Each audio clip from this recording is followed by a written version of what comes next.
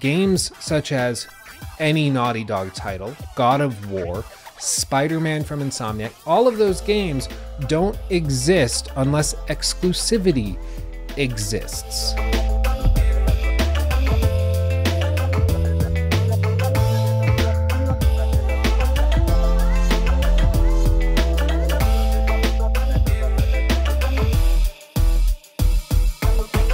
Phone, silent. Fire, check. Liquid intelligence, check.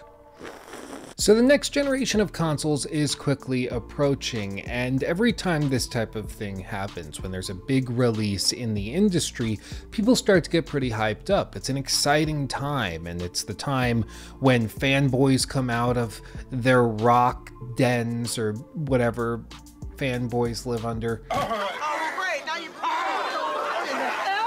And basically just everybody comes together, is super pumped. There's arguing, there's tribalism. It's really just a microcosm of America in general, but globally. Now, I feel at the outset I should make it clear that I'm not a fanboy either which way. I do find myself playing a lot more games on PlayStation 4 versus on my Xbox One X. That is purely because a lot of games that I tend to find more appealing are exclusive to the PlayStation 5. So games like God of War or The Last of Us Part 2, Ghost of Tsushima, any of those more narrative titles I tend to find myself very interested in. So I do find myself playing a lot more games on PlayStation versus Xbox. I have no problem with Xbox. The Xbox One X is a superior console technologically speaking, but the games at the end of the day are what sell it for me. And apparently I'm not the only one, because a lot of other people are expressing similar sentiments going into this next generation. A lot of people are frustrated, even on the Xbox side, that Xbox doesn't really seem to have any exclusives in their lineup, like at all. Yeah, they have Forza and they have Halo, and the Halo being the big one, obviously, potentially a new Fable somewhere out in the future, but that's all conjecture at this point. There's really just no home run hitters currently in the lineup that's going to have broad cross-console and genre support. It's just not there, at least not yet. And yeah, I know a lot of people will rant and rave against the idea of exclusives. I understand that, and yes, it would be great if exclusives weren't a thing in the industry and everybody could play Spider-Man so everyone would be happy. I get that, and I can sympathize with that sentiment. The reality is, though, that the gaming industry is an industry. It's a business, and if Sony wants you to buy their console and play their games as opposed to Xbox, they need to make sure they have a value offer that's unique. And one of the ways they do that, in addition to having a different controller layout, in addition to having a different type of game that they tend to support and push, is that they make a lot of games exclusive. They buy out studios that are phenomenally well respected and have some fantastic titles. They throw unbelievably large budgets at them and give them enough time to create some incredible games. That's something that Xbox is working on, but even still, that takes a long time. Sony basically spent the entire last generation working on that business plan, and we're just now starting to see year after year of Sony putting out remarkable games that are 10 out of 10s, 9 out of 10s across the board, that are winning Game of the Year, all while being completely exclusive to their platform. I mean, really, it starts to get quite frustrating for me when I hear all of these gaming influencers on YouTube that have some very successful channels, don't get me wrong. They specialize in reading other people's articles that they've written on websites and claiming it as their own intelligent commentary. I get the genre, I get it, and they're very good at it, but it drives me crazy when those people who have no understanding of business whatsoever start ranting and raving against the business of the gaming industry that they participate within, because they're completely ignorant of the reality that games such as any Naughty Dog title, to be perfectly honest, God of War, Spider-Man from Insomniac, all of those games don't exist unless exclusivity exists. I've dug into the papers and I've talked to people that were involved in the development of, for instance, God of War 2018. That was a game that straight up financially didn't make any sense to create. The only reason they created it was because they believed in the project, they thought it would have a decent enough return, but that because it was exclusive to PlayStation, it would drive enough console sales to make up for the difference, and in turn, because more consoles were sold, would drive more players out to buying other PlayStation exclusives that had been out for longer, that have a much wider margin on a per unit basis. It's all tied together, and it's all designed to encourage the growth of the ecosystem. Yes, they're trying to reinvent it with Game Pass and having all of these games on subscription services so that you can develop for the broader platform of streaming games.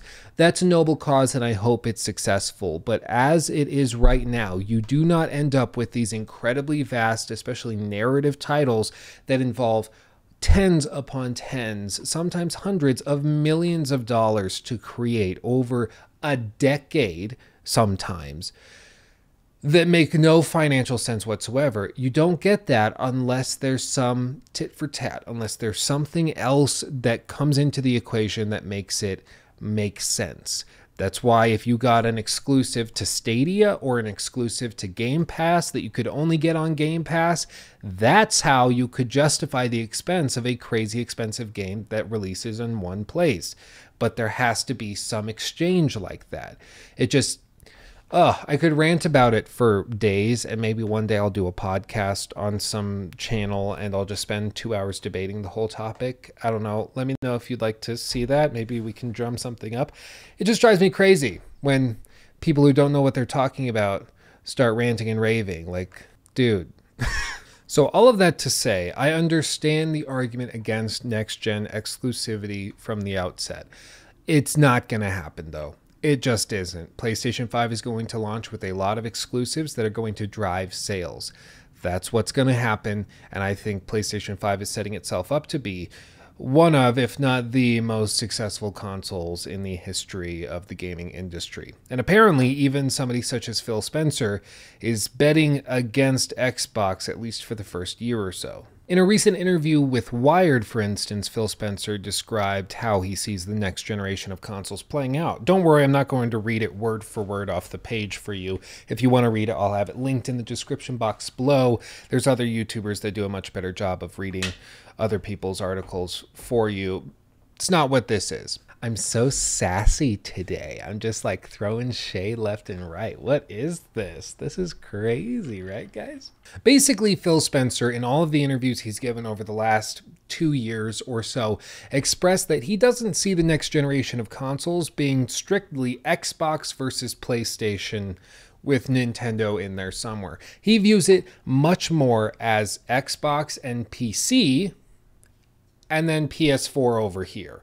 His hope is to eventually bring them all under one umbrella where everybody can play everything, where Game Pass can be on PlayStation, so you can play games that you have on Game Pass through your PlayStation 5, through maybe xCloud, or however else they would get it to run and work reasonably where Sony wouldn't freak out about it. I'm not entirely sure, but it's an interesting concept. But the point is, Phil Spencer is not going to be leaning heavily into console exclusives. It's just not part of their strategy, which is why in this Wired interview that he gave, he said very covertly that they are not grading their performance as a company, that is Xbox underneath Microsoft, by unit sales of the upcoming Xbox, which doesn't seem like a big admission to start, but it's actually pretty big when you're launching a new console that sells in individual units. Like you would think that most products, if you launch it, you would grade your performance on how well you did by how many you sold. Apparently, that's not how Xbox will be grading themselves for their performance at launching the next generation. An interesting metric. We'll have to see how it plays out. He threw in some other stuff. You know, he's worried about the current macroeconomic trends of I almost said it. The V word that's been going around, the C V words, you know, the bad thing that's been happening. He's worried about that, how it's going to affect the economy, how it's going to affect people's spending habits around Christmas and the holiday season.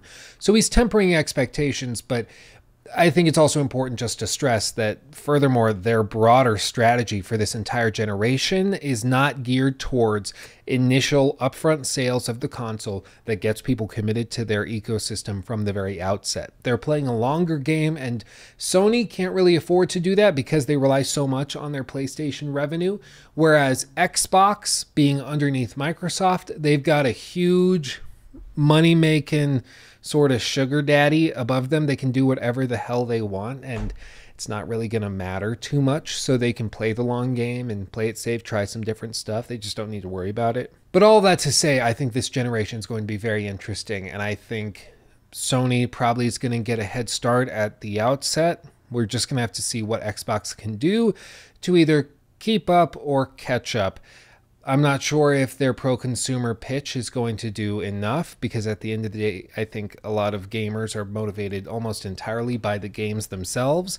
And if the games are on a platform that's less consumer-friendly, unfortunately, I think most people are still going to go to the lack of consumer-friendly platform just because that's where the games are that they want to play. But alas, we shall see. But some stuff you don't want to see or to have seen, and that's why you should be using an internet VPN such as NordVPN. NordVPN is the groundbreaking VPN service. They have over 5,500 incredibly fast servers in 60 countries. They have no data logging, 24/7 customer support, and they support up to 6 simultaneous connections. So you can have it running on your iPad, your phone, your desktop computer, all at the same time. No problem. They're recommended by leading tech and VPN related sources such as VPN Mentor, and they're even the editor's choice for VPN services through PCMag.com. As you guys know, I don't give ad reads for products that I don't actively use in my day-to-day life, and this is no different. I actually do use NordVPN every single day of my life. I have it on my phone, my iPad, had it on my laptop, my desktop, everything, because I value the security of my data, and it's so fast and lightweight. Oftentimes I forget I'm even connected to a VPN, which is kind of the dream for a VPN. Really, I can't recommend them enough, and right now they're giving you guys a ridiculous deal where they're giving 70% off of a 3-year plan and a month for free, meaning that you're paying only $3.49 per month, which is ridiculous. Check them out right now over at nordvpn.com/lukestephens and make sure to use promo code lukestephens at checkout to get that deal and save all of that money. Really, I can't recommend them enough. They're absolutely fantastic.